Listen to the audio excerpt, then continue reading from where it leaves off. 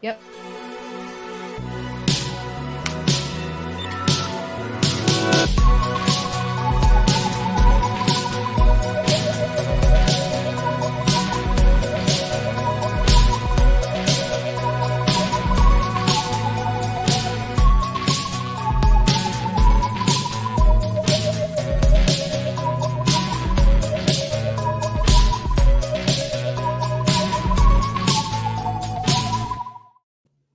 Hey, welcome to the Vegan Stew. And wow, technical issues that aren't our fault. Amazing.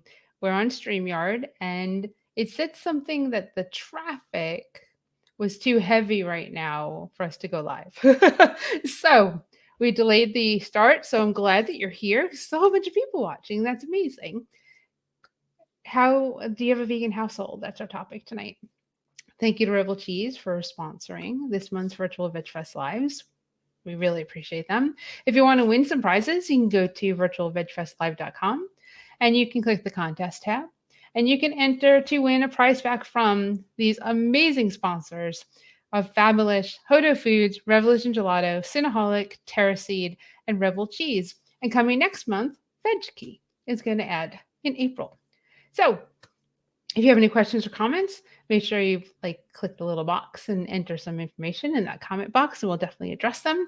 And if you're interested, please go to YouTube and subscribe and help us grow our channel and hit the notification button so you know when we go live, because we were almost only YouTube tonight. So that's the best place to find us, because that seems to always work. It's Google. So let me grab the stew crew and let's get going. We have Kimberly Winters from Did You Bring the Hummus? We have Marla Rose from Vegan Street. We have Kelly Cara from Climate Healers. And we have Dawn, who's the vegucator from Urban Eats. Dawn and I are both we have events in like a month mode. So, and it's been a hot minute since I've been here, because I just got people dying all over the place and traveling to Florida by car twice in 2 weeks. But we're back, and we have a great topic tonight. Kind of light, which is exactly what we need. And I'm going to throw in at Marla. Let's talk about current events. Yeah, I just have two items, and I'll keep them kind of brief just so that we could get into the topic. But so we like to talk about like newsworthy items from the week before to now. And so the first one is a really good article that was published in Civil Eats about something like 79% of Gen Z say that they eat vegan foods once or twice a week. And so that could be anything from intentional, like Beyond Burger or whatever, to pasta and marinara. I have no idea. But the study also showed that 60% of those surveyed would like to eat more, but only 14% of U.S. public schools offer plant-based options. So there is a disconnect between demand and supply, as we know. And the Civil Eats article really, it's probably about a 5-minute read, but it gets into some of the nuances of the USDA and sort of, it's not a deep dive, but it's a medium dive. So I definitely recommend reading that to learn a little bit more about how this system works. Hi, Blind Guy, his wife, and their life. The second story is something like 1 in 8 men in their lifetimes in the United States will get prostate cancer, and almost 35,000 will die each year of prostate cancer. The American Institute of Cancer Research studied something like just thousands of men and found that plant-based diets, following a plant-based diet, could make you 35% less likely to develop prostate cancer, specifically anti-carcinogenic produce like cruciferous vegetables, broccoli and cauliflower, alliums, roots like garlic and onions, tomatoes, green tea, whole grains. These things are all contributing to a lowering of the incidence of prostate cancer and hi Susan, a benefit to those who already have it. So anyway, I thought those were two really interesting and important stories because that's something that touches a lot of lives. So those are my stories. That's great. And the ones with the children and not having the options for the plant-based food in the schools being so limited is a great segue to our topic tonight, Yeah. which is, do you have a vegan household? Because so many parents are upset when they send their kids to school, preschool, kindergarten, or even, elementary, middle. When you get to high school, well, what are you going to do? But, you can kind of control, you want to control more. So I think when your kids are in elementary and kindergarten, preschool, you send them there saying my kid is, or my child is plant-based, vegan, whole foods, or whatever it is. And many parents that I know have their kids come home and they say, such and such teacher or aide or whatever tried to give me food today. And these kids are so brilliant. They said, is that vegan? And the adult says, no. And the child goes, well, then I don't want to eat that. But they tried. They tried to feed their kid. And that is, I think, I don't have kids. So for those of you with kids, which is half of us, like 2 out of 5 tonight. So, right, Kelly, you have kids? Oh, yes, kids. Okay, 3 out of 5. Okay, good. So that's, I can't even, I'd be furious. I'm furious for you if that was to happen. Thoughts, feelings? Dawn. I'm always ready to talk. I'm always up for a talk. So I think it's amazing that that's still happening, but we have a lot of inertia around what happened with Eric Adams and what Mayor Adams is doing. And I think that we just need to make sure that we're more politically active when we're local. That's why it's not just the top federal level. I think we're not looking at the local politics. Local politics is where you get the work done. Just like grassroots stuff is how you get the work done. So I think, would I be furious? That wouldn't happen. And if it did, only happen one time. But the point is, if we get more involved in local politics, go to the council meetings, go to the school boards, become active in PTA, and the political action is, I was a poli-sci major. I'm a poli-sci grad. So I'm always about that political stump, and that action is what you get. The greasy wheel gets, squeaky wheel gets oiled. And the quiet one just sits around. Nothing happens. So we have to be more advocating, that's why social justice really matters, because it's all kind of akin to food justice, social justice. I mean, nobody wants their kid to eat animals if they're vegan parents. That's a newsworthy event. You need to call Action News and get a story on. I would do that. If that happened to my kid, I would call Action News and get the school in public, and then that would make council move. So that would actually be a lightning rod for me. That's awesome, Kelly. Yeah, so my son went vegan right when he was graduating from grade 9. And so when we went to the open house and we asked, like, because they have the cafeteria, and we asked, is there vegan food there? And there wasn't. And his school was a sports school. So they were very well known for their sports teams. So the fact that we found that the food at the cafeteria was all grease, gross food, was just disappointing on its own. And the only option that my son had was French fries.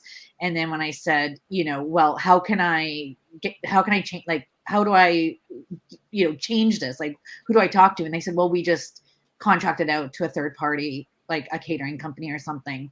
So it was like, even if I did that, I knew the response would be, well, we can't do anything about it. Right. They're probably locked into like a 20-year contract with, or whatever, with a company. And, so I would have to take it to the company if I wanted to do any type of complaint.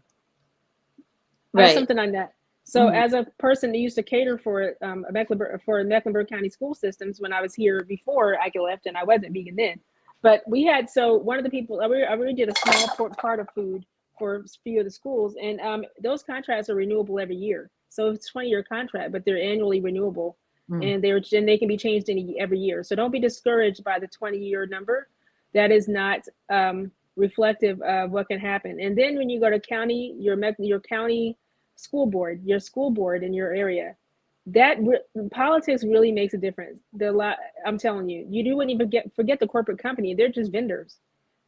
They do whatever the politics say, because whoever's writing the checks is who they listen to. And it's a public school, right? So you're writing the check.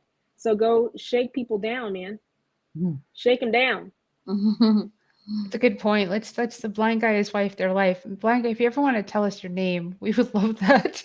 So our children are sneaking chicken and everything else at school, throwing away the plant-based meals we're sending, or maybe eating both. At their ages, it's hard to tell. I'd be curious as to how old your children are, because that's one of the things. That's why I said when you get into high school, in middle high school, they're kind of once the hormones kick in is when their decisions and choices start to become theirs, as opposed to what you want, so they get into the gang that's like loves steak, and they're like, well, I want to be part of the group, whatever it is. Go ahead, Marla. Yeah, I was just going to say a few things.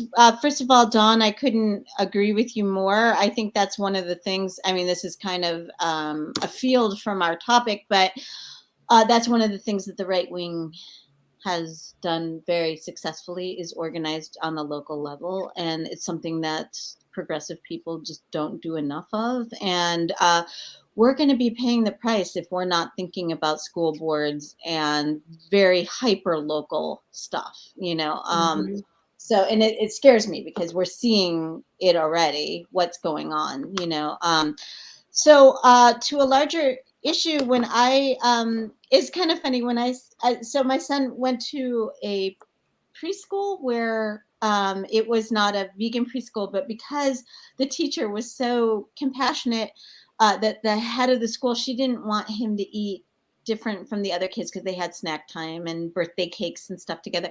She made all the food vegan, and it was just so seamless. Oh, that was so nice. I know, it was very considerate, and I didn't ask her to. My son is the type who, for good or for ill, really doesn't care what other people. He doesn't notice if other people, it doesn't bother him to be different, in other words. So that it wasn't on his behalf, but the point is that, so we went from this very idyllic environment to public school in a pretty progressive environment. So, but I was still nervous. And I remember the first day of kindergarten, I went up to his teacher and I said, I introduced myself, and I was like, okay, so my son, he doesn't eat meat, and he doesn't eat dairy and eggs, and, all these things. And I just went through this litany of things, and she goes, oh, so your son is vegan. So am I. It's so funny, because I was so nervous, and she just cut right to the chase. And I don't know, I'm not normally that person, but for whatever reason, I was really but, I don't know. I just find it's usually easier if you just lay all your cards out and try to work within the system, as Dawn was saying. So, I know that's not really our topic tonight, is schools and stuff, but, I don't know. It's always been easy for us to be the vegan family. I don't know. But it is our topic. I think it's right on topic. Helene is probably going to say that because she's Sagittarius. We think the same. So I'll let Helene say it, but go, Helene. Helene was going to say that. Go ahead. I was going to see what Susan says. Most schools have to make allowances for food allergies like eggs or peanuts. These should also consider dietary choices, but communication is key. And that's a good point, because when you're that teacher, that preschool decided to do all vegan, they also probably helped with the eggs and peanuts and the dairy allergies all at the same time. Yeah. And that in itself, well, it just made it easier, because now everyone's covered when you go vegan for the most part. Yeah. Right. There was a modification at a certain point, because another child was diagnosed with celiac disease. So then everything was vegan. Vegan, gluten-free. Okay, so we've got ages. We got children at 10, 12, and 15, but we went plant-based during the lockdown. So I think it's just a form of resistance. The food is Right. delicious. Friends and family say so. Oh, I'm sure it is. But, if they're, so here's the great segue. And yes, Don, 100%, this is a perfect conversation because we're talking about what happens when you have a vegan household and we extend outside of it, especially with children, is, those kids during lockdown, as long as at home they eat most of their meals, and at home it's, whole food plant-based. So here's Doris. It's great. Our home is vegan, even though members of the family are not vegan. Totally understand that as well. So let's talk about our houses. I have a vegan household, 99.9%, because when I have a headache or a backache, I take Tylenol or Advil, depending on what's wrong, right? That's one of the things. There's another thing that I'm not going to bring up just yet. But, there's stuff that's, some of the dogs have a vitamin B tab that's not fully vegan. Obviously, I have cats. My cats aren't vegan. So the house is, like I said, 99.9%. As for stuff that we consume, it's, besides medicine and honey, everything else in this house is vegan. So, a supply guy is. That's awesome. Oh, that's like, I like it. Like, I'm like, wait a second. Medicine is vegan. Okay. Oh, there we go. We're all doing this at the same time. Medicine is vegan. Thank you, Doris. Well, and the extension of medicine is vegan is a good point, is that if we're not healthy to do what we do, then who's going to be able to do this? And that's a whole other level that this conversation can go. But that's So, where our, blah, blah, blah. That's where our, oh shoot, of course, that's where our house is at. So if everyone can go and say like where your house is at, then we can have a conversation about it. Dawn, you want to go first? Yeah, I'll go first because I want to say to Doris that if you have a gel cap and the gelatin, all medicines are not vegan. The medicine inside the capsule might be vegan, but the capsule might be pig intestines. So, so you have to make sure the gel cap. Not trying to debate you, Doris, but yeah, medicine inside is vegan, and 9 times out of 10 is vegan. But you still have to read the back of that thing because if that's got gelatin, it's not vegan. So, but to the household. Hold on. Yeah. No. Medicine is not vegan because it was tested on animals, because it couldn't become medicine without that. So no matter what, all medicine I didn't even get is to that part. I was thinking about the gelatin, but go ahead. Yeah, all medicine would not even be considered unethical in a vegan world. And I know people who won't take any medicine because it's not vegan, but I think that's they're out of their minds. So I'm thinking that somebody wants to say something. Yeah, listen, I'm gonna say, okay, let me just do my household real quick, Marla. So my household is vegan. Lucky the cat is not vegan, although I was like, I don't know if I really believe it's a little intestinal tract. It's not like a lion. So I'm wondering if I should play with it and see, but I don't want her to die. So no, she's not vegan, but I'm an empty nester. So we have kids that visit. My daughter's 26. We have blended family, and my 20-year-old daughter who comes to visit, she's an environmental science major, and she is like almost there. She's very close. So but everybody that comes in the house you can't bring animals and you can't bring dead things in here. No. So if you want to do that, you have to eat it outside, out there in the street somewhere. And you can't eat it with me, children. So adults can, but kids, the blended family kids. Now, when we eat out, we're all eating vegan. You can't bring it here if you don't, and I don't, So no, go Marla. You were ready to roll. Go Marla. Go Marla. Go Marla. I was gonna say it's important to note that when the definition of vegan first was developed in, I think 1944 or 45, I think it was 44, by the Vegan Society in the UK. They distinctly said, and I don't have the exact quote in front of me because it's all here, but avoiding animal products insofar as is practicable and practical, I believe, something like that.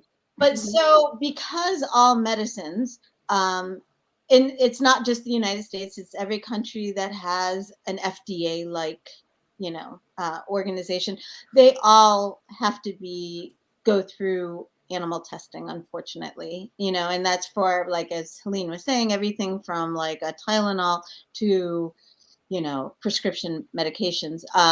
These are life-saving drugs for some people. And so that kind of is a segue to our household. My husband is no longer on any medications, knock on wood. He didn't, he had ALL, leukemia, and a bone marrow transplant to try to avoid it coming back. And as such, he's part of the medical model for that time. And, it was part of what saved his life. So I am not about to leave a very noble, nice little obituary because I refused to take a medication that could save my life.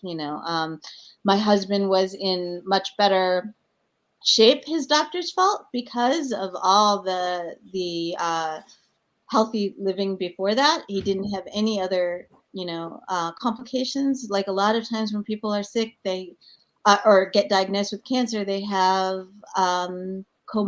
comorbidities or other issues. They might have high blood pressure, they might have pre-diabetes, they might have diabetes. So anyway, my whole point is even since we started as being vegan in the 1990s, I've always known that, we have to do our best in a very imperfect world. And, I donate to organizations that try to modernize medicine and try to step outside of that whole paradigm, but right now that is the law. In as far as these items can be, and it again is for anything novel, anything new. That's the whole Impossible Burger conundrum, because they use the heme, which was, but like even things like soy protein isolate that had to be animal tested, so that's all I'll say on it. But we do our best. Kimberly? So I'd say that our household is vegan. Our 3 cats are not vegan. So as far as JP and I are concerned, I think that I would say that we have a vegan household. And just a quick comment about like medications and I guess maybe like giving money towards organizations. You got me thinking, Marla, about my mom was diagnosed with cancer in 2012. And she's good now. She's one of our regular viewers here at the stew.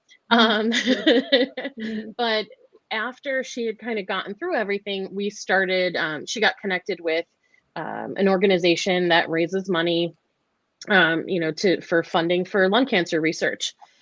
And we did walks and everything. And I had to talk with someone in the organization about, I don't want the money I raise to go towards funding animal research. Right. Mm-hmm. So what are the options? And they said every charity has the ability to earmark the donations to non-animal tests only.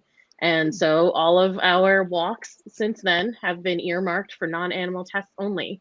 So if there is an organization you love and you know that there's still animal testing involved, reach out to somebody in the organization and make your views known. Right. That's awesome. Yeah. Yeah, I was very, very pleased. Okay, Kelly. So there's 3 people living in the house. My son lives here. He's 21. We're all vegan. We've been vegan for, I'm coming up 8 years. They're 7.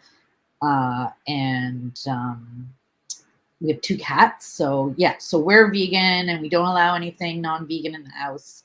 Our cats are not vegan. We've tried, and I'm not even getting into that. It didn't work. And man, they eat half their hard food is vegan, but I can only get them to eat it if it's mixed with non-vegan food. So their hard food is at least half and half.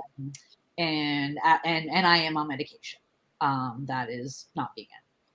And that was a big struggle for me because it's medication for depression.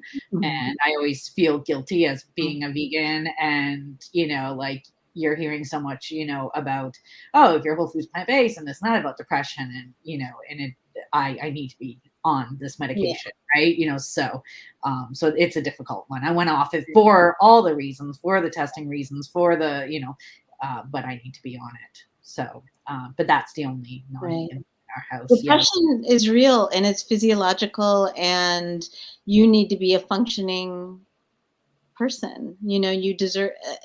So I'm sorry. I'm so sad. A lot of times when I hear, it's almost like physiologic, like medications for overt physical manifestations is valid, but medications to help emotional, mental, is not, from vegan people. And it saddens me because I think depression is one of the, I don't have depression myself. I'm an anxious gal. That's my lucky me. But depression sounds incredibly difficult, and my empathy is totally, because it's not just sadness. It is not wanting to get out of bed. It's not having the energy to take a shower. I don't want to dwell on it because I know you guys know what it is, but that sounds as rough as basically anything, so my sympathies, and I'm glad you're doing what you need to do to take care of yourself. Yeah, well, the good thing is my husband was on medication for thyroid, and since being vegan, he's actually off it. Fantastic. So, yes. That's excellent. That is excellent. So it was like I have all these thoughts. Like, what do I want to say? Where do I want to lead the conversation? And I'm going to go in the direction of, because Marla has faced this. And first of all, we're not doing like vegan level 1 million. Like that's not our goal here, right? We're not on the stew to talk with you and say like we're better vegans than you are, because that's not true. We're all in this together for the reasons of saving the planet, saving people's health, and saving the animals. It's not that, oh, well, I have this household or this, or I'm not going to take medicine because I'm vegan level 1 million and I'm just going to suffer through pain or whatever it is that you're suffering through, because I'm not going to do that because it's not vegan or ethical. Well, I know, and I'll talk for Marla for a second, that when they were going through the treatment for the leukemia, that on her Facebook, she was very open about every stage of what was going on. And there were vegans who attacked her and John for medicine, for saving his life. How could you do that? That's not vegan. It was so frustrating to read. Yeah. Marla, you want to take it over? Well, I'll just say, I was very,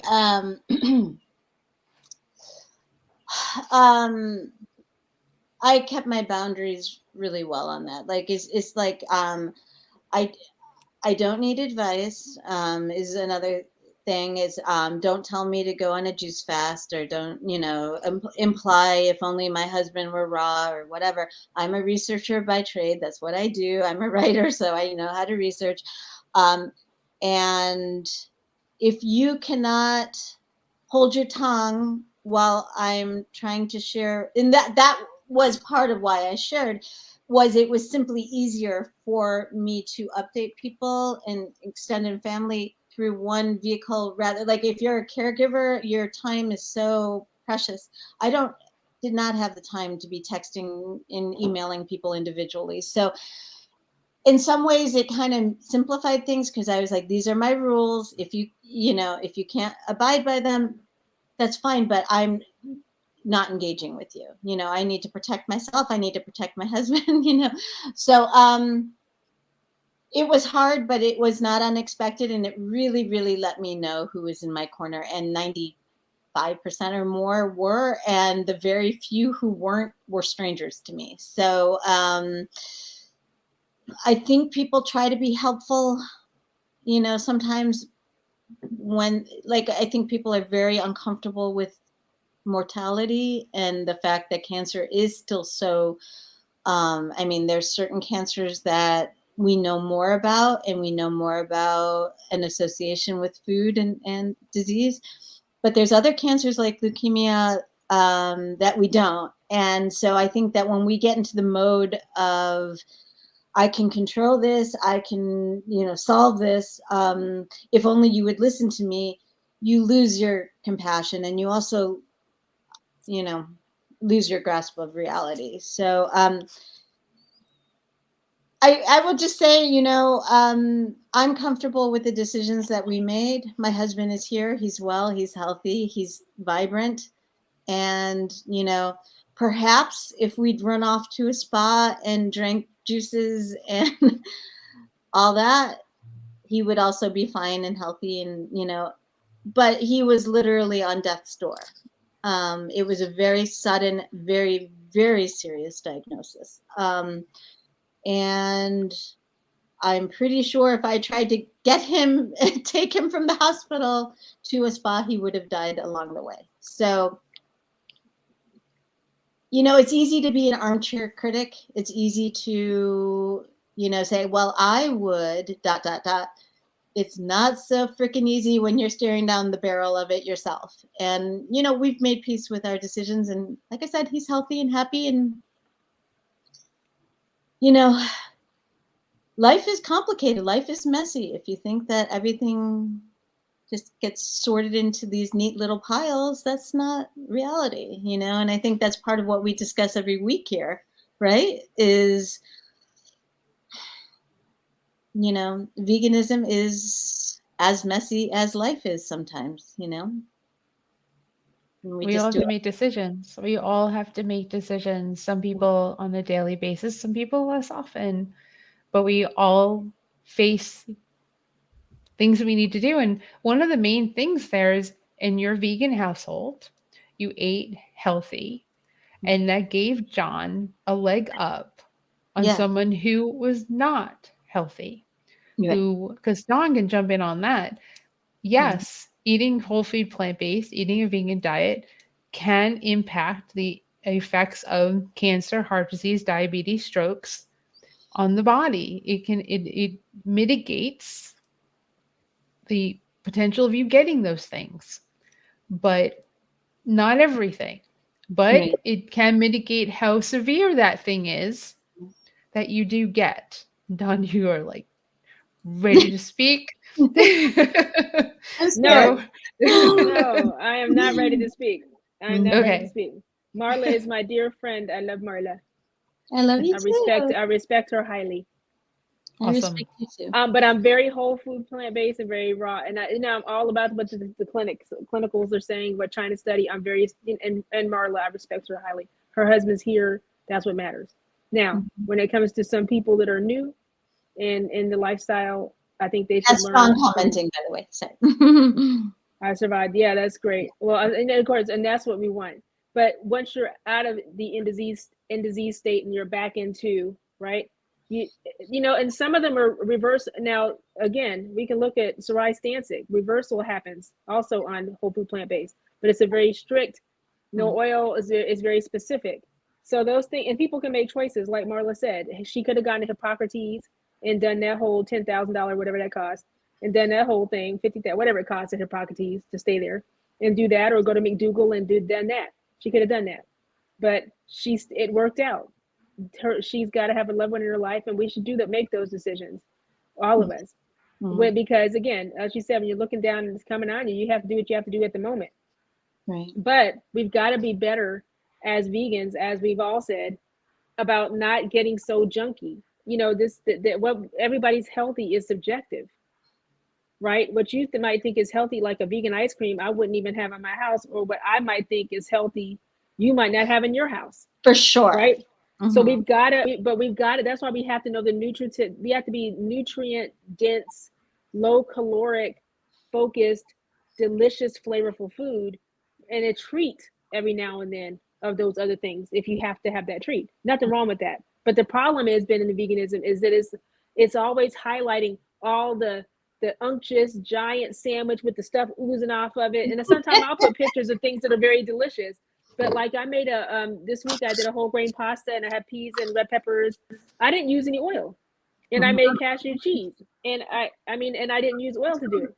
And I used a plant milk, but some of the plant milk had guar gum in it and the funny gums and all this weird stuff. So people are funny. But for me, because I come with the health and there's so much problem with health and veganism, that increasing the risk factors reduce significantly, even more than 35%, as you know, in some cases, depending on what you do. I just think we got to do better on all sides. And again, it is complicated, like Marla said. It's not a straight line. And also, I just want to say, I'm sorry that there's a lot to unpack, but that cancer is not a monolith. There's not like this cures. There are so many different kinds, and we know more about certain ones than other ones. But just in general, I think the idea that we have a protective, a code of immunity on us against disease, it's kind of like getting the COVID vaccine. It will help. It will help the risk mightily, but there's going to be crossover cases here and there. Does that mean we shouldn't get the COVID vaccine? No. Does it mean that the COVID vaccine is ineffective? No. But it does mean life is imperfect and SHIT happens sometimes, we do our best. And like I said, when we were in our, we had to take a class before John's bone marrow transplant, and going through all the materials of a quarantine, reading everything that it involved, the very wonderful thing was, in this room full of people who had to make adjustments because they're on statins or they're on this or that and this and that and this and that, we could just do the quarantine, which was not easy, but we didn't have to adjust medications and stuff like that. So, stuff happens. My husband grew up in farm country during the era of better living through chemicals, and kids used to literally run through DDT because like it was, like a water faucet, and I shouldn't laugh. It's very horrible, but there's more than one factor that goes into cancer or many diseases. Yeah, there's 7 lifestyle factors that goes in. There's 7 lifestyle factors that go into all cause disease. If you don't have congenital, which is the ones you're born with, the degenerative ones, there's 7. But the primary one is nutrition and stress. Then there's the exercise. Then there's 7 of them. I know all of them. I just don't know them all now because we're talking about it. But the primary one that'll reduce risk factors by up to 90%, depending on what it is. And of course, that's just stuff that we need to know, because we always talk about that, you guys, like how we can be better educators in the community. And you know more about animals by far. Kelly knows more about environment. Everybody has their thing. And that's why the stew is really good, because we all bring forward what we know, and we do it in a way that's like respectful, and we want to help people. So I think together, as we can teach people how to be a better educator out in the community.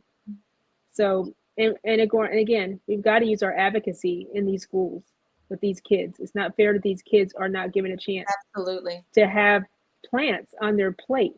And then they're being forced to have milk, which is super racist. Oh, terrible.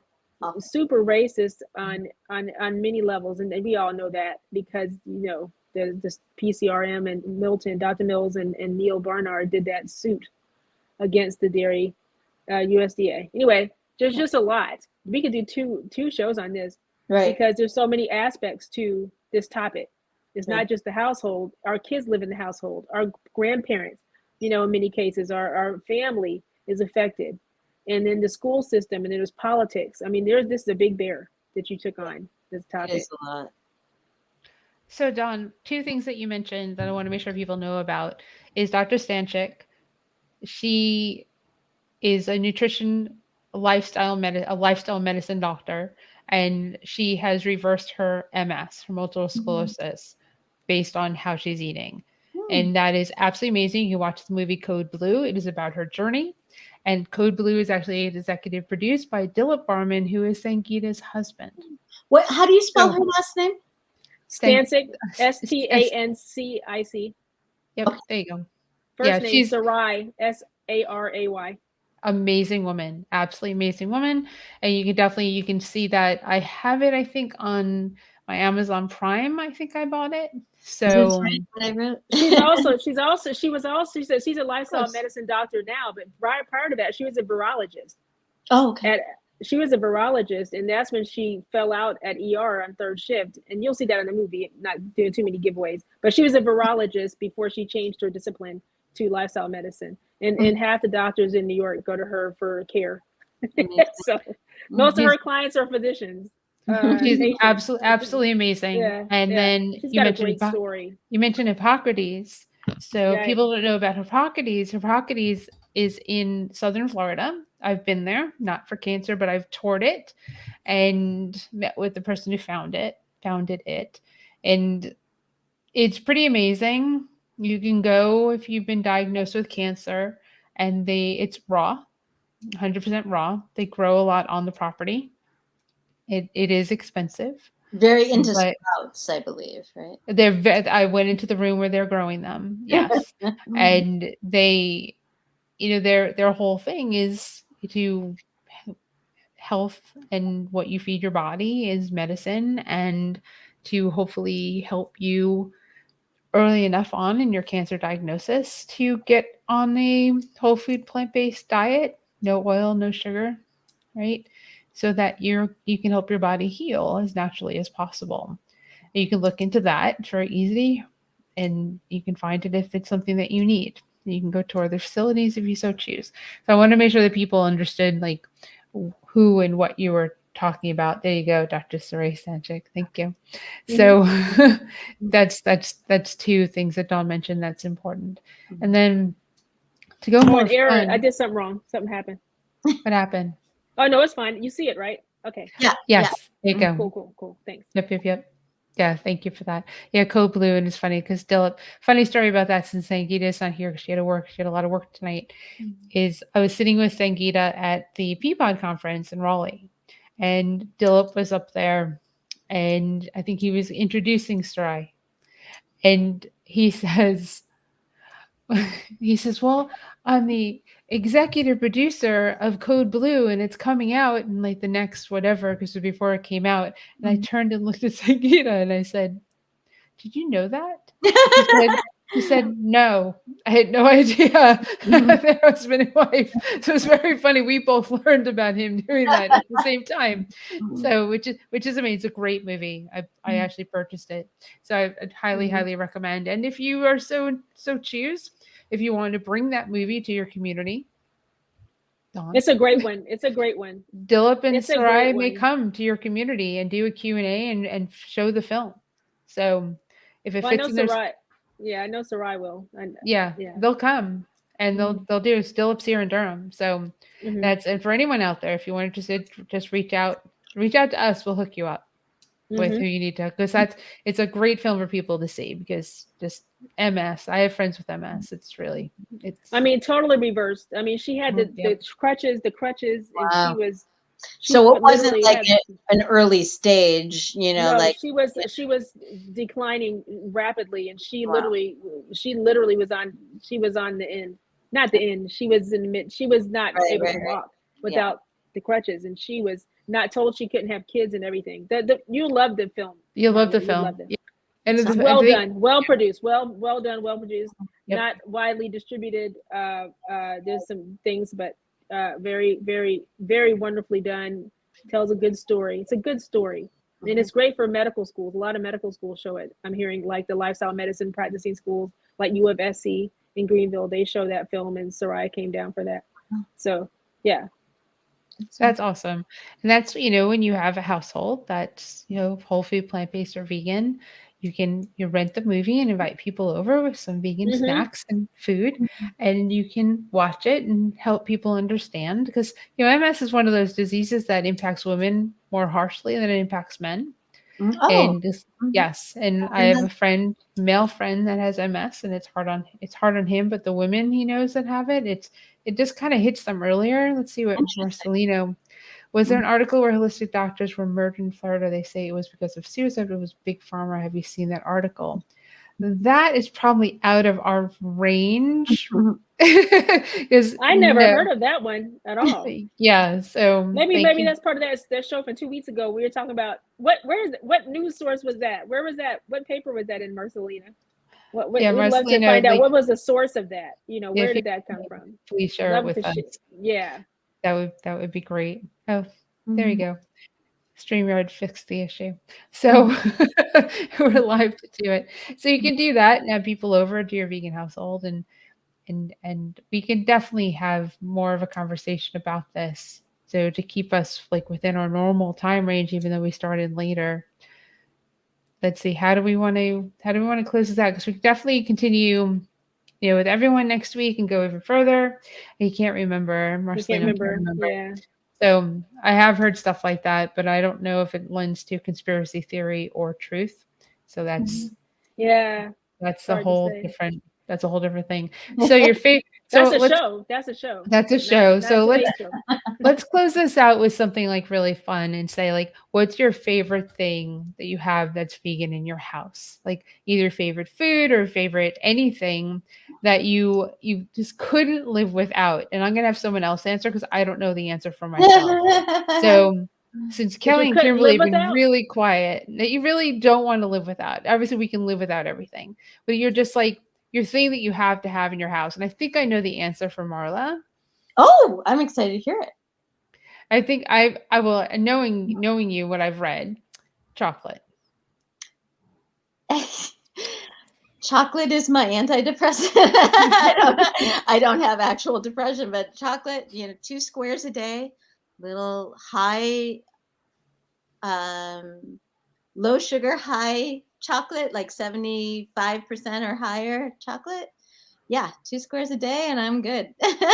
But I would say, I just because you segued to me, I would say my blender, because we just use it at least a couple times a day. So I love my high-speed blender, but I'd be happy with just a functional blender too.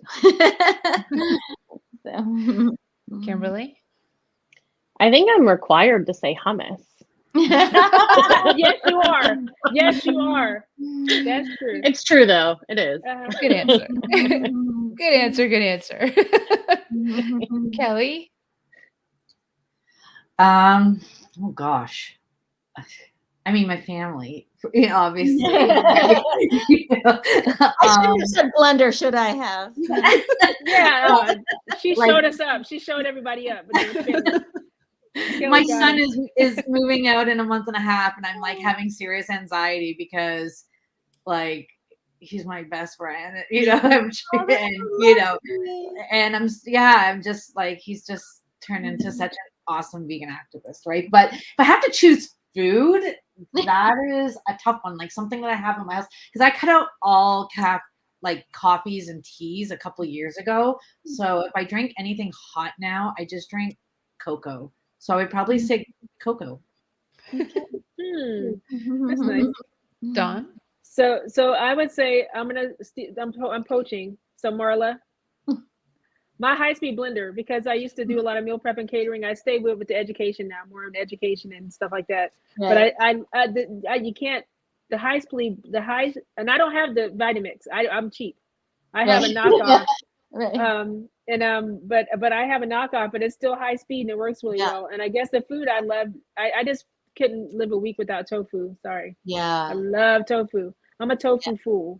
And you know what? The thing is that the tofu, the love for tofu doesn't go away. Like I've been vegan for how long? Tofu. It just like gets stronger and stronger. Because it's so flexible. It's such I love tofu. It takes on the on the flavor of everything. So it's such a good implement. in my refrigerator. So I love If you tofu. don't like tofu, you don't know how to prepare it. That's what I say. Yeah, if you have soggy and you say Point. tofu's nasty, you haven't had. You can do scrambled, everything. I love tofu. Yeah, that's it. Oh, the best. How about you, Helene? Well, Yeah. it's hard when you have everyone else go to be like, oh, I love my Vitamix. Oh, I love this. I love my air fryer. I love this. Oh, I love my family. So Yeah, I now, like no. hummus. Yeah, But there's something that I mean, you see me drinking, right? This is Yep. this is my seltzer, and I make it myself with my stream thing, whatever. Yeah, oh And my. this is my coffee. There's Right. nothing in it but lemon juice. It's just water that's carbonated and some Yeah. lemon juice. And it's between this and my smoothie every day. If I don't have either of these, I was nasty in Florida. I was like, so before going to the funeral, I couldn't get my smoothie.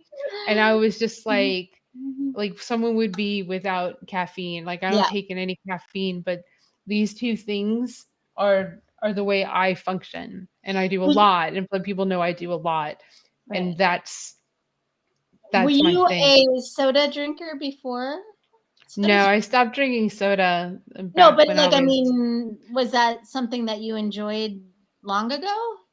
When I was a teenager. Okay, so a long time. But so what is it about the carbonation? It just that because I make it fizzy the way I want it because I control the You can fizz. raise the fizz level. I control the fizz. And sometimes I'm just like, oh, that's so good. But when I'm quenched for thirst, I grab that. I mean, we travel with it. Mm-hmm. To give you an idea, with the fizzy machine. We travel with the fizzy machine.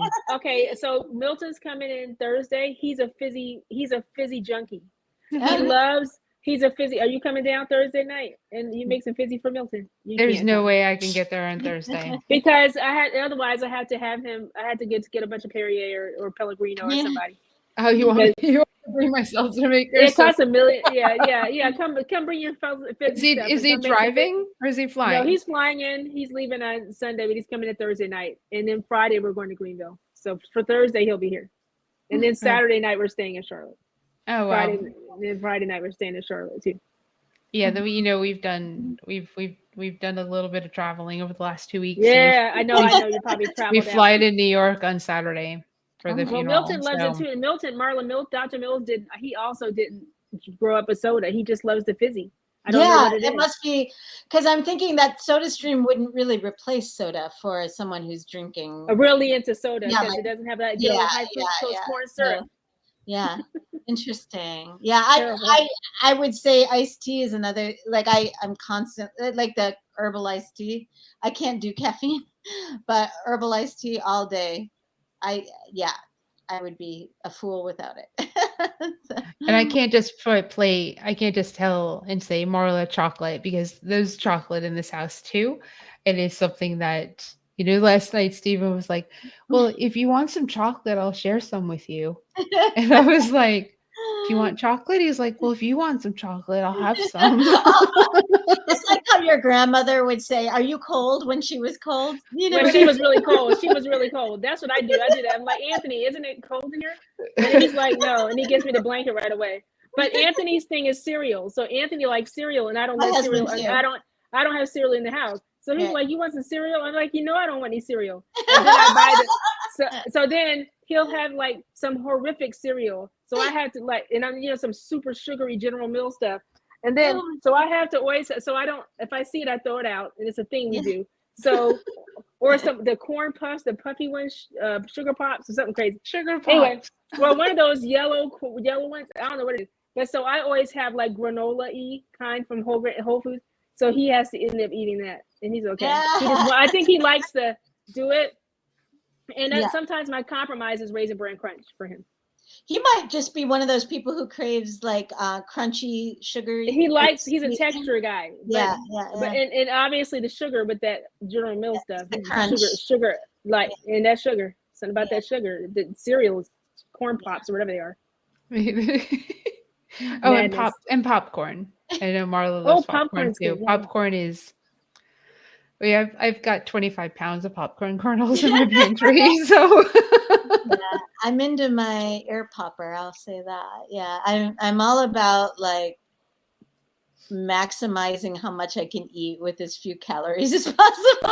You know what? We're hungry. The show is over and we're hungry. And Yeah, people are like, exactly. I "What are know you I'm talking so about?" hungry. He's like, I what think happened to the topic? The topic dinner's is gone. downstairs. See, now you get insight into what happens when we're not live. Yeah. This is You're getting exactly some what we're you're getting like. some backdoor I stuff. think we Yeah. all forgotten. We're like, is this the post-show It's chat? still live. Thank you. Okay, so I'm gonna put everyone back in the green room. And Thanks, I'm gonna close out everyone. the show. Here we go. Bye, Kimberly, and then bye, Marla, bye, Kelly, and bye, Dawn. Well, thank you for being a fly on the wall for our conversation tonight, because that was a lot of fun. And we wanted to keep it light, even though it got a little heavy. And it's important to, make sure that your children are taken care of. Oh, Doris, thank you so much. We really appreciate that. Take care of the kids and make sure they're getting what you want them to get when they're in school. Not just food, but no bullying, no, just the whole thing. We take care of our kids, take care of people, take care of one another, and be kind, be gentle with one another, because the world is a rough place. And that's important. And do what you need to do with your veganism to make it so that you can go out and make a difference in this world. Because if you don't take care of yourself, it's going to be hard to do that. You need, take care of yourself. And don't listen to other people, and don't get the pressure from them. If you get any pressure, just come get us. The Sue Crew will come and back you up, and tell that person to back off. You can tell them we said so. So make sure to go and like and subscribe to the Vegan Stew on YouTube. We'd really appreciate it. Thank you, Susan. Appreciate that. And go to virtualvegfestlive.com and you can enter our contest and win the prize packs, which it's the 23rd of March. You have 8 more days to enter for March. We give them away monthly. And we've got some events coming up, just so you know. April 24th is Wilmington Veg Fest. And then April 30th, you can go to Dawn's event in Greenville, North Carolina. Dawn, what's the name of it? It's Ed Summit, Greenville, South Carolina. You're such a North Carolina person. Oh, shoot, I said North Carolina. Yeah. But the Eat, Drink, Disrupt Chronic Disease Ed Summit, April 30th. Perfect. Susan's coming. Susan's coming. Yep, Susan's got her tickets. Yep. Yeah, Susan will be with us in Wilmington, and then we're all going to travel to Greenville. Awesome. Oh, cool. That's going to be fun. Yeah. Yep. Yeah. All right. Cool beans. So that's great. So that's all the stuff that we have going on, and we'll keep reminding you, and I hope you have a great night, and we will see you next week for some topic that we will figure out probably another minute from here. So have a good night.